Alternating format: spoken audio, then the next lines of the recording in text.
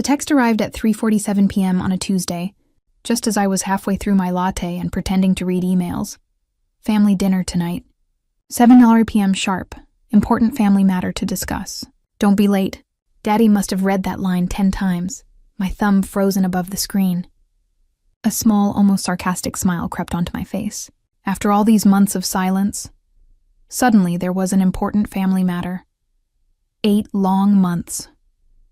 That's how long it had been since I'd heard from any of them. 8 months since the day I walked across that graduation stage, wearing the cap and gown I'd bought myself, scanning the crowd for faces that never came. I still remember the empty chairs in the family section. An entire row reserved, untouched, like ghosts had planned to attend. Amanda, my older sister, had texted that morning. Can't make it. Jackson's soccer tournament. You understand, right? I didn't, but I said nothing. Kevin, my younger brother, didn't bother sending anything at all. No call, no text, just silence, his favorite form of communication. And Mom. Her message came a few hours before the ceremony. Your father isn't feeling well. We'll celebrate another time, sweetie.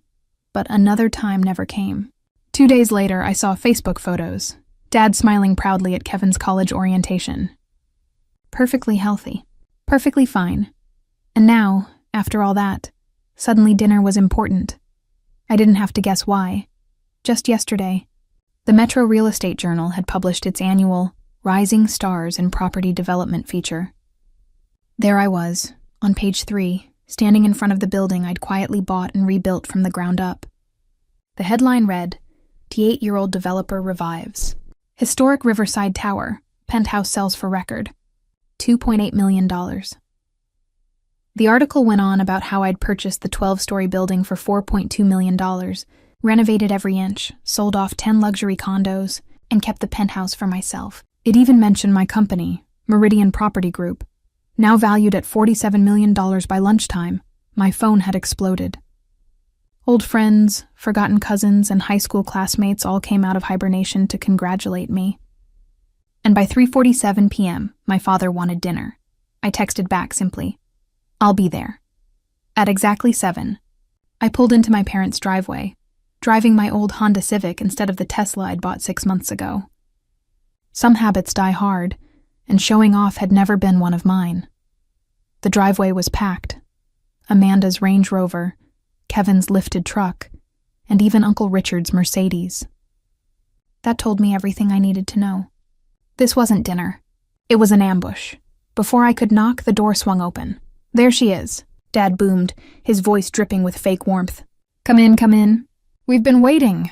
The dining table was set for 8. Mom, Dad, Amanda and her husband Jackson, Kevin and his girlfriend Brittany, plus Uncle Richard and Aunt Susan. Everyone turned to look at me as I stepped inside, their smiles too wide to be real. "Sarah." Mom hurried over, arms open. Her hug was soft but hollow. "We've missed you so much, sweetheart." "You look wonderful, do I?" I said evenly. "Last time we spoke, you said I looked tired and overworked." Her smile wavered for just a second. "Well, you look much better now." "Sit, sit." Dad gestured to an empty chair at the far end. "We have so much to catch up on." I stayed standing. "Your text said this was about something important." "What's going on?" Dad cleared his throat. "Let's eat first, then talk business." "Business?" I repeated. "Interesting choice of word." Amanda smirked slightly as she swirled her wine. "We saw the article. Congratulations on your success." That pause before success said everything. Envy, irritation, disbelief. "Thank you," I replied simply. Uncle Richard whistled low. $2.8 million for one penthouse? Impressive. Your father was just telling us about your company, was he? I turned to Dad. That's strange. He's never actually asked me about it. The air turned heavy. Even the chandelier seemed to hum louder. "Come on, sis," Kevin muttered. "Don't be dramatic. We're proud of you." "Proud now," I said quietly. "Where was that pride 8 months ago?" "Oh, honey." Mom's voice softened to that tone she used whenever she wanted to dismiss me. "You're not still upset about graduation, are you?" We explained. "Your father wasn't feeling well." "Yes," I said. "I remember." I also remember the photos from Kevin's orientation that same weekend. He looked perfectly fine. Kevin looked down at his plate. That's not fair, Amanda snapped. We had Jackson's tournament. We couldn't just skip it. I cut her off. Let's not waste time pretending. Just tell me why I'm really here. Dad's fake smile vanished. Fine, you want to talk business? Let's talk business. He nodded to Uncle Richard, who straightened his tie. Richard and I have a development opportunity, Dad said. A warehouse district project. We need $800,000 for our share. We thought you might want to come in as a partner. Partner? I repeated. Or investor? Richard smiled smoothly. Family partnership, Sarah. You have capital. We have decades of experience. Together we could do something big. I almost laughed. So I'm the capital. Don't twist my words, Dad said sharply. We're offering you an opportunity to learn from people who know what they're doing. My voice went cool. People who know what they're doing? That's funny. Because your company's worth about $3.2 million now and falling. You've lost money 3 years in a row. And Uncle Richard, your firm's over-leveraged. 2 properties in foreclosure, right? Richard's face went crimson. How dare you? I do my research, I said evenly. That's why my company is thriving while yours are drowning. Amanda's voice cracked with anger. This is exactly why we didn't come to your graduation. You're arrogant. You think you're better than everyone? No, I said softly. I just am better at what I do. There's a difference. Don't talk to my wife like that, Jackson barked. I didn't even look at him. Sit down, Jackson. The adults are talking. That's enough. Dad slammed his hand against the table. I am still your father, and you will show respect in this house. Respect? I repeated. Like the respect you showed when you skipped the biggest day of my life? Or when you told everyone at Christmas that I was playing at business? Mom shook her head quickly. We never said that. Yes, you did, I said calmly. I heard it from the kitchen. You said I'd be crawling back within a year. Silence filled the room. Even the clock on the wall seemed to stop ticking. Kevin forced a weak laugh. Well, you proved us wrong, right? So why stay mad? I looked at him for a long time. Because you don't get to vanish when I'm struggling and show up when I succeed. That's not family. That's convenience. Mom's eyes filled with tears. We're here now, Sarah. Isn't that what matters? No, I said firmly. It isn't. I placed my leather portfolio on the table and opened it. You want to talk business? Let's talk business. I pulled out a stack of documents. 2 years ago, when I started Meridian Property Group, I worked 16-hour days. I lived in a tiny apartment with no heating. I called you once, Dad, for advice. Do you remember what you said? He said nothing. You told me I was wasting my time. That real estate was for men who understood numbers, not for girls who didn't. I laid another paper down. Mom, I invited you to see my first duplex renovation. You said you were too busy planning Amanda's baby shower. Her eyes shimmered with guilt, but I kept going. Amanda, I asked if you wanted to grab coffee to hear about my business. You said you didn't have time for my little hobby. Amanda stared at her plate. And Kevin, I said. I offered you a paid internship last summer. You laughed and said you'd rather work at Target. The papers on the table glimmered under the chandelier, financial reports. Valuations, deeds, proof. So no, I said at last. I'm not investing in your warehouse project. I'm not bailing you out. And I'm definitely not pretending that 8 months of silence didn't happen just because you saw my picture in a magazine. Dad opened his mouth, but I raised my hand. I'm not finished. My tone was calm now, almost gentle. That Riverside building, the one in the article, it said I kept the penthouse. What it didn't mention is that I own the entire building, all 12 floors, 10 condos, and 2 commercial spaces. It's worth $18.7 million today. I have a waiting list of 50 buyers for my next project. I met my father's eyes. I did that without your advice, without your support, without your respect. Uncle Richard spoke quietly. Sarah, we made mistakes. But we're family. Family forgives. No, I said, closing the portfolio. Family shows up. Family supports you. Family doesn't vanish when things are hard and reappear when there's profit to share. I looked around the table one last time.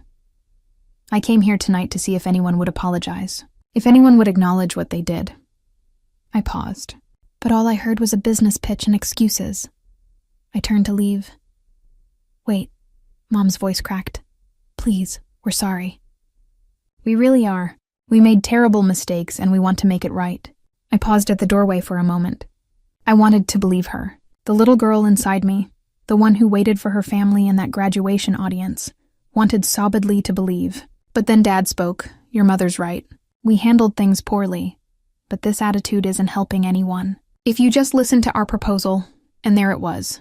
Even the apology came with a but and a business proposal. Goodbye, I said quietly. Ossie reached for the door handle. It opened from the outside. A man in a suit stood. They're looking confused. I'm sorry. I'm looking for Sarah Mitchell. I'm David Torres from Metro Property Management MIS. Mitchell asked me to meet her here at 7:30. I smiled. I hadn't actually called David, but the universe had perfect timing. I'm Sarah Mitchell. David's face lit up. Ms. Mitchell. Perfect. I have the documents you requested about the property acquisition. He pulled out a folder. The sellers have accepted your offer on the Riverside Commercial Plaza. Congratulations.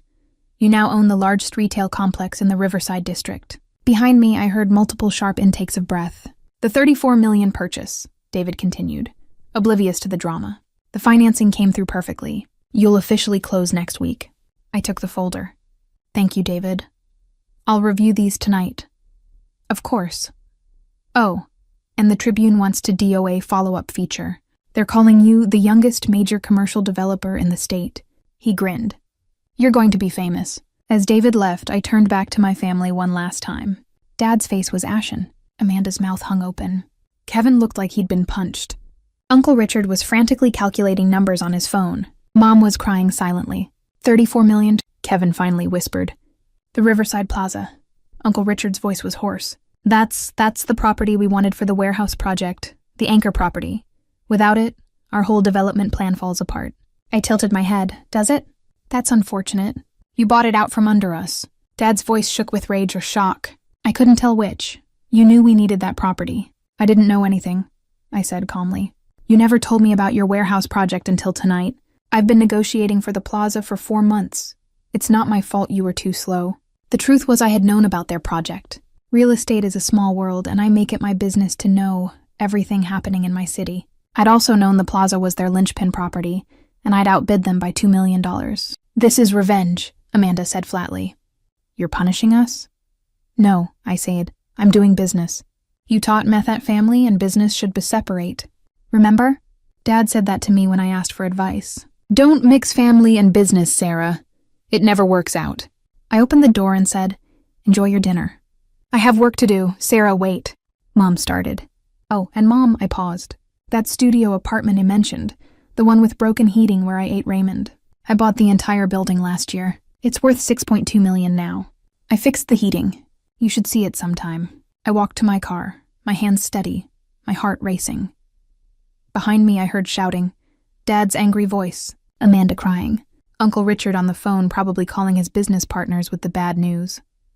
As I pulled out of the driveway, my phone buzzed. Kevin, that was messed up. I deleted it. Amanda, you've changed. Money has made you cruel. Delete. Then one more message from Mom. I'm sorry we weren't there for your graduation. I'm sorry for everything. You deserve better from us. I sat in my car staring at those words. The apology I had wanted 8 months ago. The acknowledgement I craved. But it had come too late and for the wrong reasons. I typed back, Thank you, but sorry isn't enough anymore. If you want to be part of my life, you'll have to earn it just like I had to earn everything else. Then I drove away from my childhood home toward my $2 million penthouse with floor-to-ceiling windows and city views that stretched for miles. I'd built an empire while they weren't watching, and now they'd have to live with the consequences of their absence. The girl who walked across that graduation stage alone had become a woman who didn't need their validation anymore. She just needed them to finally see her. And now finally they